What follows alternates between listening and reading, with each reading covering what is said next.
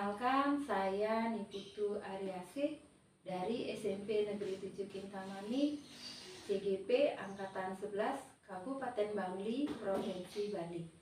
Kali ini saya akan melakukan wawancara dengan narasumber dari SDN 3 Satra dan dari SMP Negeri 7 Kintamani terkait pengambilan keputusan berdasarkan nilai-nilai kebajikan sebagai pemimpin.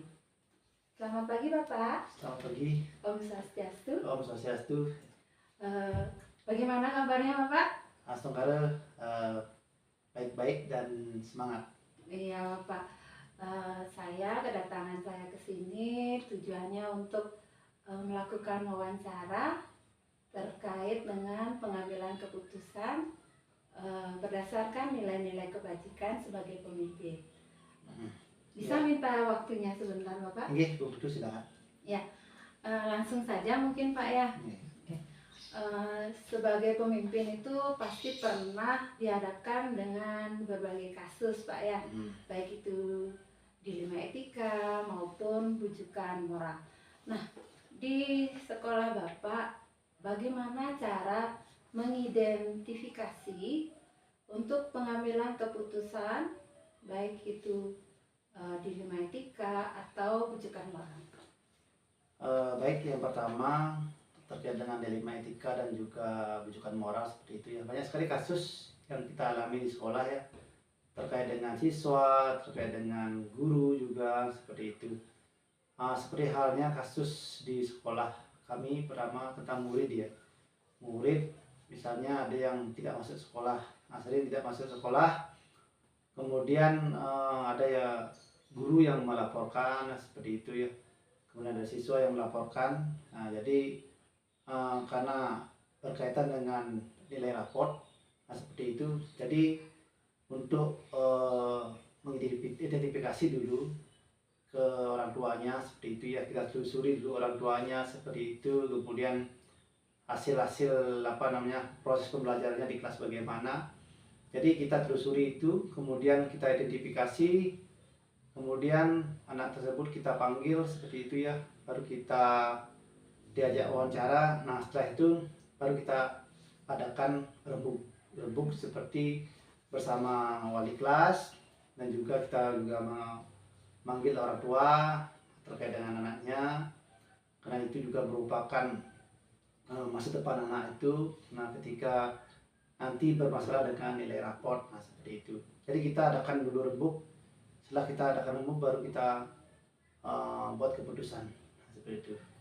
Wah, bagus sekali Pak ya, pengambilan keputusan di sekolah Bapak berarti tidak hanya melibatkan pemimpin saja, dan itu tentunya melibatkan orang tua, kemudian ada walinya dan murid itu sendiri Pak ya. Nah, untuk bagaimana nanti Bapak menjalankan pengambilan keputusan yang dimana sama-sama benar atau sama-sama mengandung nilai-nilai kebajikan? Sama-sama benar, sama-sama mengandung nilai kebajikan. Karena kan di kasus tersebut misalnya anak ini sebenarnya pintar, setelah itu nanti misalnya karena sesuatu dan lain hal nilainya menurun gitu misalnya, Pak. Ada kasus seperti itu Pak mungkin? Kalau kasus seperti itu mungkin ada beberapa anak ya, terutama anak yang berprestasi, terutama kan jarang dia ikut belajar, ikut latihan seperti itu. Seperti kemarin anak kami akan mengikuti Posnija ke tingkat provinsi misalnya, kan anak tersebut terus ada pelatihan seperti itu, sedangkan di kelas kan harus belajar, dan itu belajar mengikuti pelajaran. Nah itu merupakan dilema etika ya. Karena satu sisi anak itu dituntut untuk mengikuti pelajaran, dan satu sisi dituntut untuk mengikuti latihan. Persiapan perlombaan di tingkat provinsi. Jadi sebelum kami mengambil keputusan, tentunya kita adakan rembuk dengan walinya dulu, karena berkaitan dengan hasil belajar siswa tersebut. Jadi setelah kami diskusi dengan guru, jadi dia tidak bisa dia natirikan dia karena tidak mengikuti pelajaran sehingga nilainya kecil seperti itu. Jadi kita adakan rebo dengan gurunya, bekerjasama dengan siswa juga. Jadi siswa itu melakukan, walaupun dia ikut latihan, jadi tetap dia itu mengikuti pembelajaran secara daring. Seperti itu. Kita memberikan solusi kepada wali untuk memberikan tugas-tugas sehingga pembelajaran di sekolah lancar, berjalan sesuai dengan bagaimana seharusnya. Kemudian latihan pun dia lancar seperti itu. Jadi dua-duanya tidak ada kesenggangan lah seperti itu. Begitu kami mengambil keputusan kalau ada permasalahan tersebut. Berarti nanti untuk siswa yang mengikuti latihan atletik akan diberikan pembelajaran daring ya. Nah, mungkin ada langkah-langkah lain yang dilakukan dalam pengambilan keputusan terhadap kasus-kasus tersebut, Pak. Kalau kita mengalami masalah di sekolah ya, tentunya saya tidak berani mengambil keputusan secara langsung ya. Sebagian besar secara umum kami tentunya adakan koordinasi dulu. Nah, koordinasi masalah-masalah, kemudian adakan komunikasi dengan yang berkaitan, mencari fakta-fakta. Nah, kita identifikasi ada sumbernya dari mana, seperti itu kita telusuri. Nah, setelah telusuri baru kita koordinasikan kembali kepada mungkin kepada rekan-rekan guru, kepada siswa, seperti itu, sehingga setelah mengambil keputusan tidak ada permasalahan atau hal yang perlu diperdebatkan di kemudian hari. Nah, seperti itu, sehingga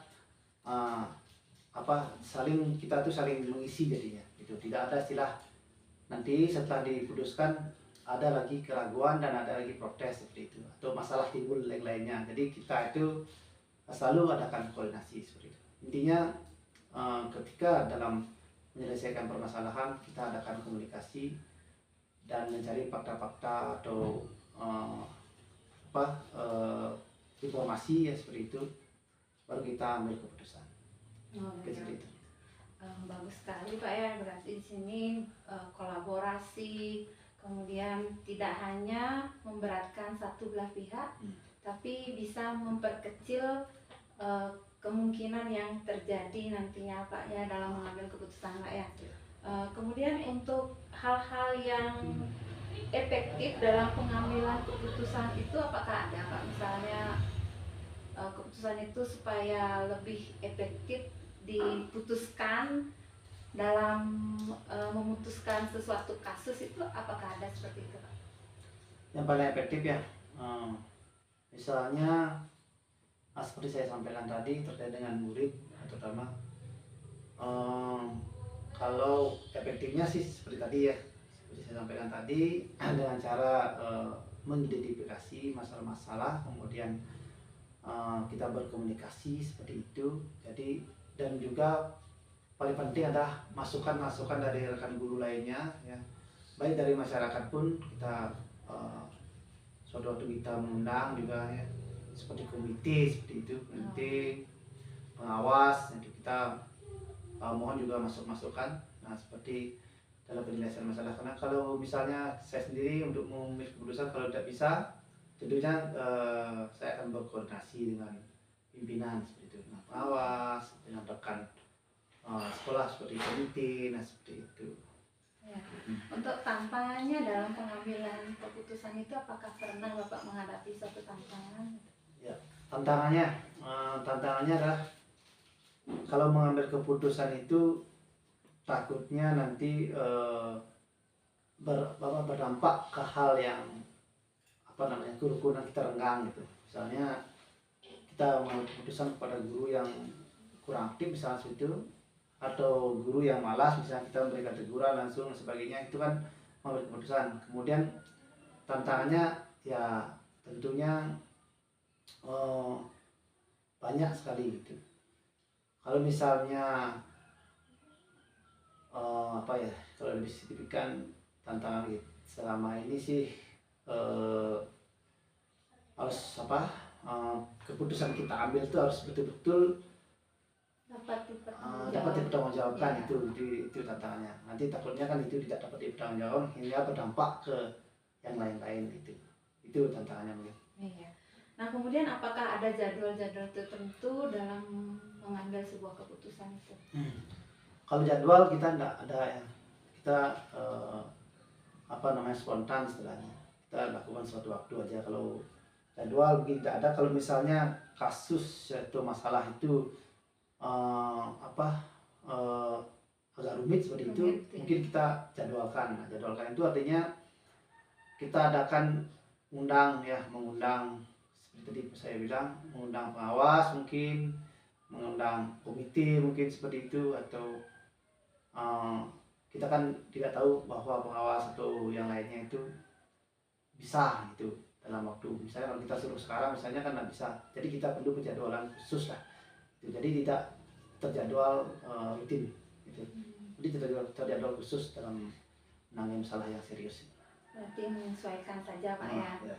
Nah, kemudian apakah ada seseorang atau faktor-faktor yang mendukung dalam pengambilan sebuah keputusan itu? Oh ya, tentunya ada ya, faktor yang mendukung seperti dewan guru, seperti itu ya, seperti komite, dan juga kita dukung oleh siswa. Seperti itu. Nah, untuk selanjutnya mungkin lagi satu pertanyaan Pak ya. Nah, dalam pengambilan keputusan itu pembelajaran apa yang Bapak dapatkan dari kasus-kasus yang dihadapi, baik itu dilema etika maupun rujukan moral? Kalau kasus yang pernah saya alami, pembelajarannya adalah tentunya pendewasaan ya,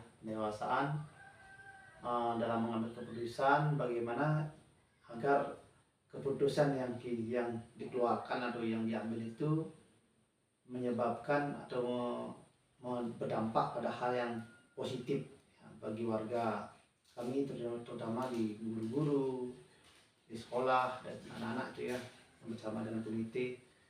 Jadi hal yang paling berkesan ya, berkesan adalah ketika penyelesaian masalah itu selesai dengan sesuai dengan harapan kita, dengan tidak berdampak ke hal yang negatif atau berkelanjutan gitu, masalah yang berkelanjutan seperti itu. Pak ya, bagus sekali Pak ya. Mungkin untuk wawancara hari ini kita akhiri sampai di sini. Mungkin lain waktu kita bisa bertemu lagi untuk menggali informasi lainnya, untuk mencari pengalaman juga tentunya ya Pak ya.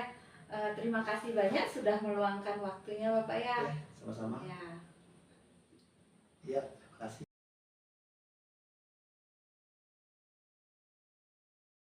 Selamat pagi Bapak. Terima kasih sudah meluangkan waktunya. Ini saya akan melakukan wawancara terkait pengambilan keputusan sesuai dengan nilai-nilai kebajikan. Nah, mungkin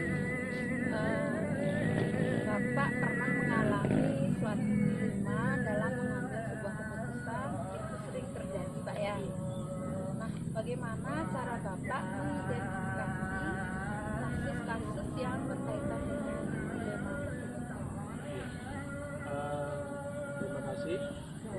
Mari terkait dengan pengambilan keputusan, memang seorang pemimpin dituntut untuk bisa melakukan memutuskan agar terbebas dari konflik kepentingan, dan termasuk di dalamnya adalah rujukan moral.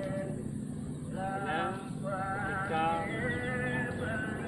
kita memutuskan, kita harus berpegang teguh pada etika yang sudah kita jalani, etika yang sudah kita ikuti, peraturan-peraturan yang kita ikuti, dan ujung dari semuanya itu adalah bagaimana agar keputusan itu bisa membuat kebaikan yang akan datang. Itu yang paling pokok. Jadi ujungnya adalah kebaikan yang lebih besar. Yang kita utamakan adalah kebaikan yang lebih besar. Untuk pengambilan keputusan itu dengan nilai-nilai kebaikan antara satu dengan yang lainnya. Nah, nilai-nilai itu kan sama-sama benar. Bagaimana langkah-langkah Bapak untuk mengambil keputusan yang seperti itu? Iya, memang kita kadang dihadapkan pada dilema ketika mengambil keputusan itu, ini A apa B, dan sama-sama benar. Nah, dari situ seorang pemimpin dibutuhkan kepiawaian, dibutuhkan kebijaksanaan, mencari resiko terkecil dari sebuah keputusan itu. Tentu ini punya resiko, tapi resiko yang paling kecil di mana itu yang harus kita lakukan.